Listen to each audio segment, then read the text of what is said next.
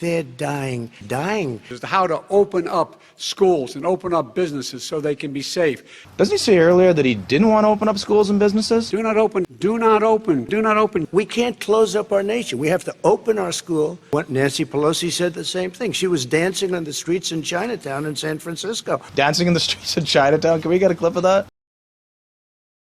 We can't lock ourselves up in a basement like Joe does. He has the ability to lock himself up. I don't know. He's obviously made a lot of money someplace. Mike Farnsworth, Minister of Public Safety and Solicitor General, is aligning the province's measures under the Emergency Program Act with the provincial health officer's guidance that masks must be worn in indoor public places. The province is also formally extending the provincial state of emergency, allowing health and emergency management officials to continue to use extraordinary powers under the EPA to support the province's COVID-19 pandemic response. We've entered a second wave of COVID-19 in British Columbia, and additional steps need to be taken.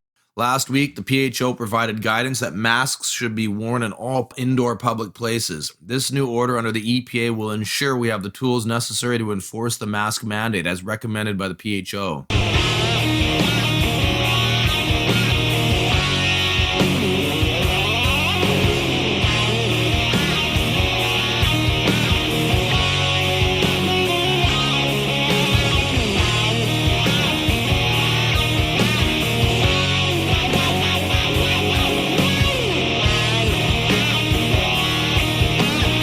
Link between rates and COVID. Minorities in Canada more likely to have health conditions linked to COVID, twice as likely low income and have no education conditions, 3 to 4 times as And they have likely. underlying conditions based on study from Ontario College Chinese ferry guy. Racialized and Indigenous Canadians are far more likely to have multiple medical conditions than other groups, and this places them at a much higher risk of severe implications from COVID. Good morning, Marcia. Thanks for having me. First of all, why did you want to do this study? What gave you the idea? Yeah, so we know that COVID-19 outbreak is not affecting everyone at the same level. South Asian immigrant, Black immigrant, and Aboriginal Canadians are around 2 times more likely to have 3 or more medical health conditions. In addition, income and education, what I found is that these racialized groups with disadvantaged socioeconomic backgrounds are close to 4 times more likely to have 3 or more medical health conditions. And that makes those people more vulnerable or more likely to get COVID. Exactly. Masks are now required to be worn by all British Columbians 12 years and older in many indoor public settings.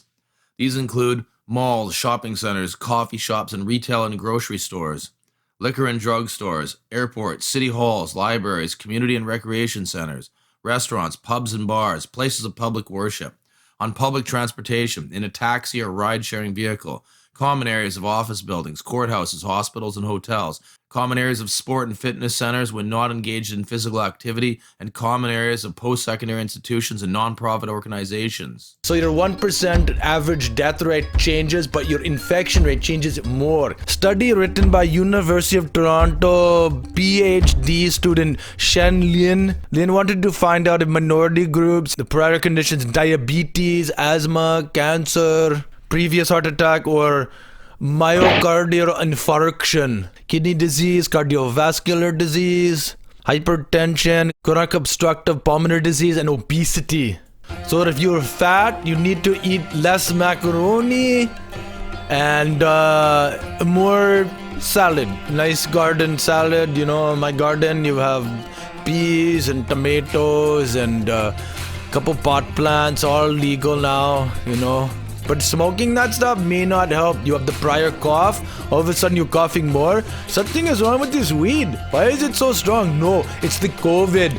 You understand the mask to prevent this sickness. And this sickness is crazy. If you don't listen to me, you die. I promise everyone, well, you know, probably small percentage. Let's run some more video. A groundbreaking national study reveals how the disease is hitting those communities, the Black communities, more severely than the rest of Canadian society. Black Canadians are more likely than other Canadians to seek treatment and be hospitalized. 21% of Black Canadians reported knowing someone who died from the virus, versus 8% of Canadians on average. BC's South Asian community is being impacted by COVID-19 at higher rates than others. That, according to Dr. Bonnie Henry, who says it's mainly due to weddings and celebration of life events. But she notes gatherings are not the only contributing factors. Dr. Henry, speaking to Omni News, says many people in the South Asian community live in Surrey and areas around there, and also own and work in many of the essential businesses. Well, I hope you all are doing, better. You listen now. If you don't listen, then somebody going to get COVID real bad. Working with public health officials, Emergency Management BC anticipates issuing further orders to enforce requirements for masks in common areas of apartment buildings, condos, and workplaces.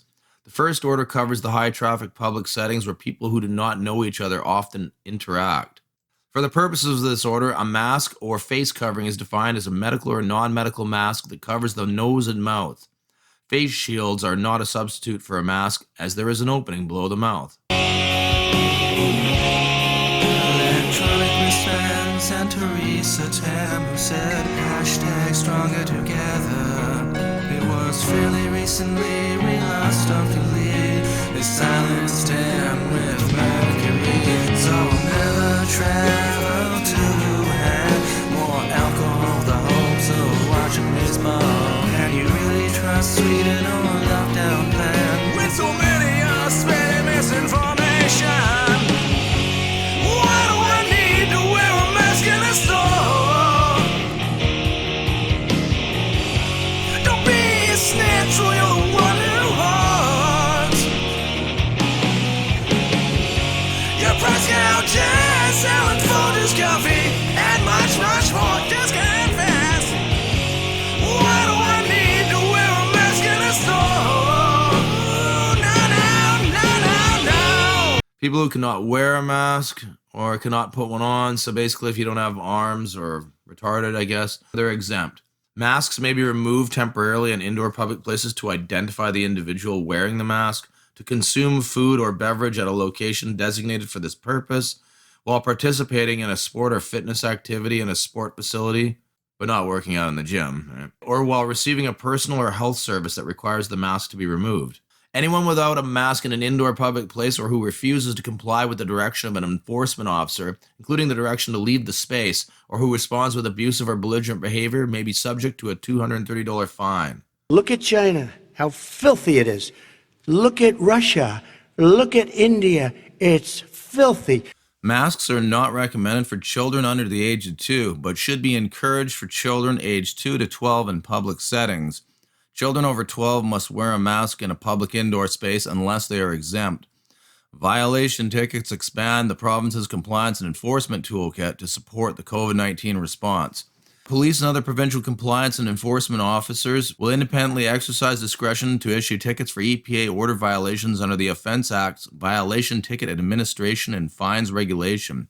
If violation tickets do not act as a deterrent, or in cases of particularly egregious contraventions or for repeat offenders, police can recommend charges in relation to the offense.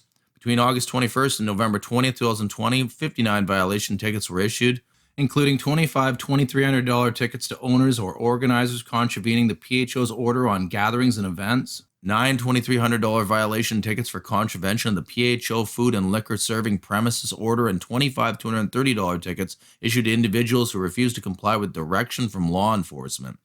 Additionally, since the pandemic began, police agencies in British Columbia have issued 64 violation tickets to individuals who are in contravention of the Federal Quarantine Act, totaling $70,000. The purpose of the Quarantine Act is to protect public health by taking comprehensive measures to prevent the introduction and spread of communicable diseases.